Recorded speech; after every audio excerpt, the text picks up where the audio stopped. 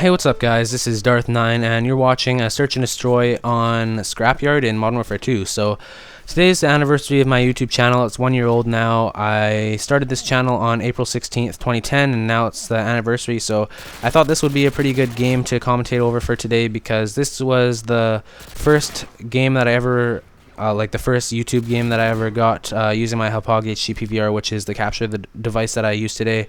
And it was actually the second match that I played, so as you can imagine I was pretty excited getting a 22-0 game of search and destroy right off the bat.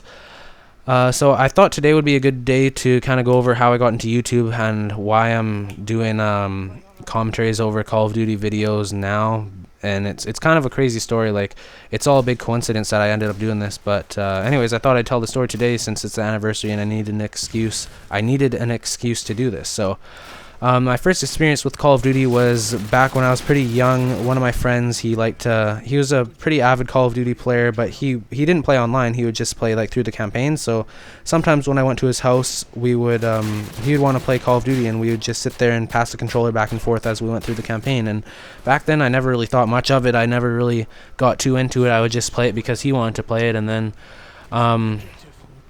that was pretty much the end of the story. At that point, I think I had a GameCube, so I wasn't very good at first-person shooters, and I pretty much just died a lot.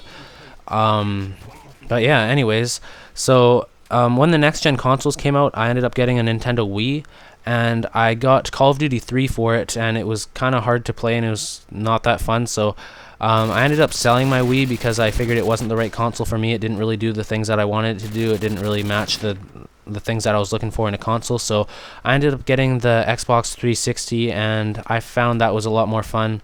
And I went to, well, me and a lot of people from hockey, like when I was growing up, I always played hockey because in Canada, like, a lot of the kids, parents put them in hockey at a young age, and then you just play hockey for a while until the kid decides to quit. So I was playing hockey at that point, and I would play Call of Duty 4 with a lot of friends because I got introduced to Call of Duty 4 at one of my friends' houses, and who I knew from hockey actually, and me and like 4 other kids would sit there and we played Call of Duty 4 split screen, and that was my first experience with Call of Duty, and I thought it was kind of interesting, so I ended up getting Call of Duty for Christmas, Call of Duty 4 for Christmas, and I got Xbox Live shortly after that because I never had Xbox Live before I got Call of Duty 4, so yeah, I started playing Call of Duty 4. I got to 10th Prestige, which was quite the accomplishment. I was quite the Call of Duty 4 noob, actually, even though I got to 10th Prestige. I always used a silenced MP5 or an M16 with red dot, and it wasn't that big of a deal back then. Like, nobody really called you out on using cheap guns because nobody really cared. It was just kind of chill compared to now. Like, now when you're playing Call of Duty, if you use a gun that somebody doesn't like, they'll call you out on it right away and start talking shit. But back then it was a lot more relaxed and kind of casual, I think, and I played with a lot of friends from hockey, and we'd just play like search and destroy together. And I played Call of Duty with friends from hockey until like the beginning of Modern Warfare 2. I think I quit hockey around that point, and I started playing with just other friends from school, and there's 2 friends from school that I knew that had Hauppauge HD PVRs, and that was the first time I realized that there's commentaries on YouTube of Call of Duty, and they kind of got me into watching them. So before that, the first Call of Duty video I watched, I think, was probably like glitching tutorials on Call of Duty 4, and now that I look back on it, it's pretty stupid. It's not very nice to like jump on top of buildings and stuff like that. Well, I didn't really do any glitches, but they're just like jumps where you jump on top of buildings and into places that you're not really supposed to be, and I don't suggest anybody do that because it's kind of a dick move. But for some reason back then I liked it, and I would look up stuff like that because like I would see people in the game get on top of a roof, and I'm like, how the heck did he get up on there? And then I'd YouTube it, and then I'd find out how, and I'd be like, oh, that's pretty cool. So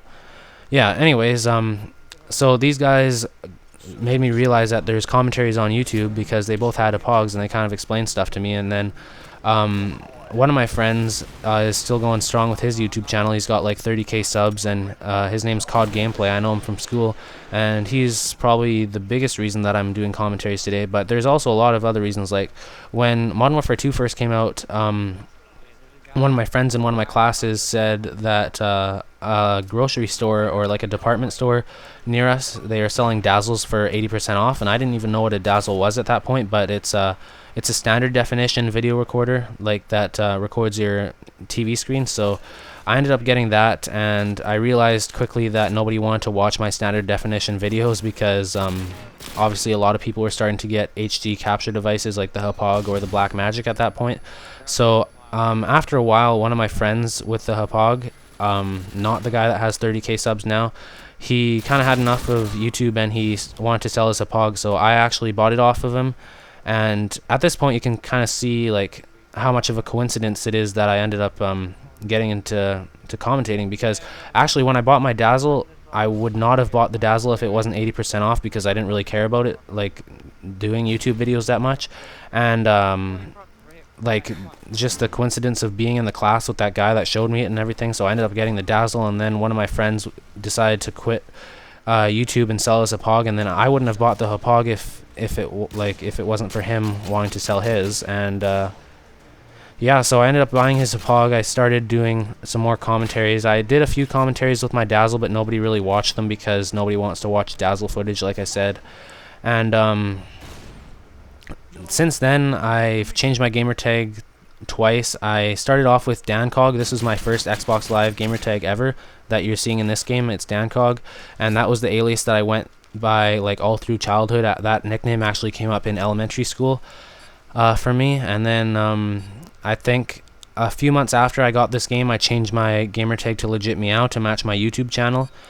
And yeah, so after a while I ended up meeting Darth Cross, and when I met Darth Cross, I don't think he was in Darth. He went by like Northern Hazard, I think, and he was having a commentary contest. And the reason I found his contest was because back when I was starting off on YouTube trying to do commentaries, I was looking for like different ways to get my name out there, and I was searching up contests, and he had a commentary contest where the first place person won a Hauppauge, and I really wanted a Hauppauge, and I also wanted to try and get my name out there, so it worked out pretty well. And I ended up entering the contest. I think I came in like 3rd, so obviously this is before I had my Hauppauge. And anyways, the 3rd place got to post a video up on his channel, like a commentary, so I posted up the commentary, and I became friends with Darth Cross. And eventually, after a while, he invited me to the Darth clan, which is the sniper clan that I'm in today, and that's why my gamertag now is Darth9.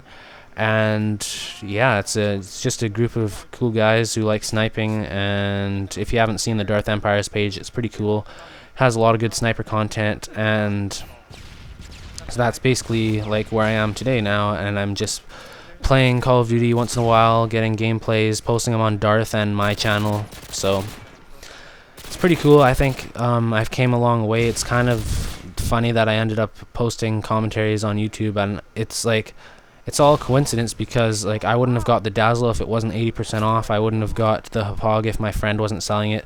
I wouldn't have played Call of Duty if it wasn't for friends having it. And actually, when I got my my Call of Duty 4, I didn't even ask for it really. I just said I pointed out like Call of Duty 4 in a flyer at like Best Buy or something, and I said that's a pretty cool game or something, and I ended up getting it for Christmas, and I didn't even really ask for it. So it's all a big coincidence, and it's kind of nice. I have a lot of fun doing commentaries now. So anyways, thanks for watching, guys. Like the video, subscribe if you think I deserve it, and I'll see you next time. And thanks for all the support over the past few months. So yeah, peace.